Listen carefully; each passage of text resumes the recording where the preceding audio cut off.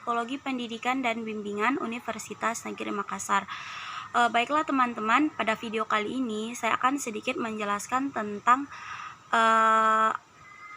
SDS. Nah, di sini tes self-directed search atau SDS. Nah, teori tentang SDS merupakan hasil pengembangan oleh John Holland terhadap pengalaman-pengalamannya yang didapatkannya pada bidang klasifikasi pekerjaan dan pilihan karir. SDS itu sendiri adalah inventory karir administrasi diri atau self-administrasi, skor diri self-score, dan interpretasi diri self-interpreted, yang berarti menjadi sebuah instrumen yang dapat diatur sendiri, dinilai, dan diinterpretasikan diri. Nah, SDS itu pun dirancang untuk mengubah aktivitas pekerjaan, kompetensi, dan penilaian diri ke dalam kode 3 huruf Holland. Dalam SDS terdapat 6 bagian yang disusun dalam 6 lembar jawaban kerja, yaitu yang pertama, bagian aktivitas. Nah, di dalam bagian aktivitas ini terdiri dari 11 item tentang aktivitas per 6 skala research, sehingga berjumlah 66 item. Nah, ini terdapat pada lembar jawaban 1 dan 2. Selanjutnya bagian kompetensi itu terdapat juga 11 item per skala research, sehingga berjumlah juga 66 item. Nah, ini terdapat pada soal lembar jawaban 3 dan 4. Selanjutnya bagian C itu bagian pekerjaan. Nah, bagian ini terdiri dari 14 item penilaian kemampuan diri per skala research. Nah, ini berjumlah 84 item atau 84 jawaban atau pertanyaan pada nah ini terdapat pada lembar kelima pada lembar jawaban.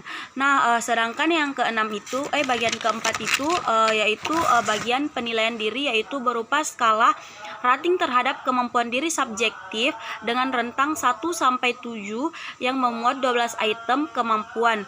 Nah, ini terdapat pada lembar keenam ya. Jadi terus SDS itu sendiri berbentuk kuesioner dengan skala dikotomi, menyediakan 2 pilihan jawaban, yaitu tinggal jawab iya atau tidak, ya atau tidak, suka atau tidak, ya atau tidak, terkecuali pada bagian terakhir yaitu estimasi diri yang berbentuk skala rating. Yang berbentuk skala rating, terus waktu pengerjaannya itu selama 30 sampai 45 menit. Nah, ini diperuntukkan untuk remaja yang berusia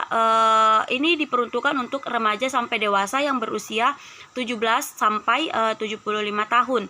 Terus tes SDS ini bertujuan untuk mengukur kemampuan diri dan minat nanti sebagai hasilnya orang yang melaksanakan tes SDS ini akan memperoleh profil diri. Dia akan memperoleh profil tentang dirinya sendiri dengan 1 atau 2 arah minat.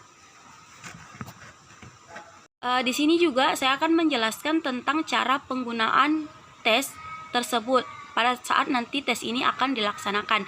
Nah, cara penggunaan tes ini yang pertama itu persiapan, yaitu mempersiapkan lembar jawaban, terus mempersiapkan ruangan yang tenang dengan tempat duduk yang sesuai dengan beberapa banyak orang yang akan melaksanakan tes SDS tersebut.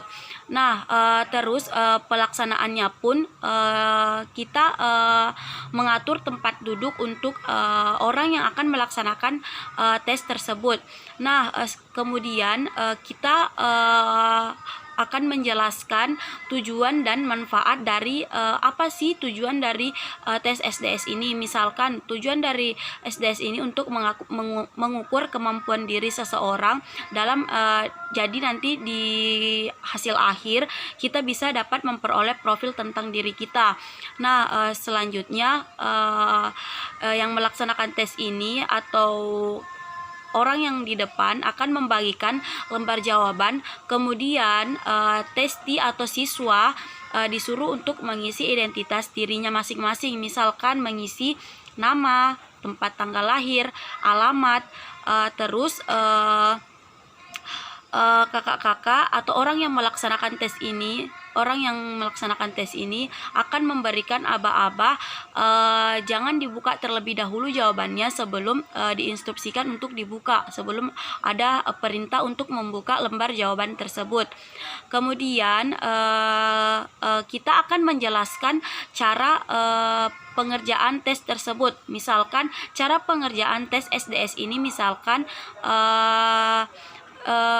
cara pengerjaan tes ini, misalnya di bawah ini ada 12 pernyataan tugas. Pernyataan. Nah, tugas kalian hanya membaca kalimat tersebut. Apakah yang kalian baca sesuai dengan diri kalian atau tidak? Nah, jika sesuai, kalian tinggal mengisi checklist pada kolom ya, dan jika tidak sesuai dengan diri kalian, kalian bisa mengisi checklist pada kolom tidak. Jadi pada tes ini kita akan diberikan lembar, tidak ada yang namanya jawaban salah atau tidak. Nah, kemudian sebelum waktunya habis atau 5 menit sebelum waktunya habis, kalian akan disuruh berhenti atau membaca kembali soal-soal atau lembar jawaban yang telah kalian isi. Kalian cek terlebih dahulu apakah semua sudah benar, apakah semua sudah terisi. Selanjutnya jika sudah selesai semua, kalian dilanjutkan untuk mengumpulkannya. Selanjutnya, jika kalian sudah mengumpulkannya, kalian dipersilakan untuk meninggalkan ruangan. Sekian dan terima kasih. Wassalamualaikum warahmatullahi wabarakatuh.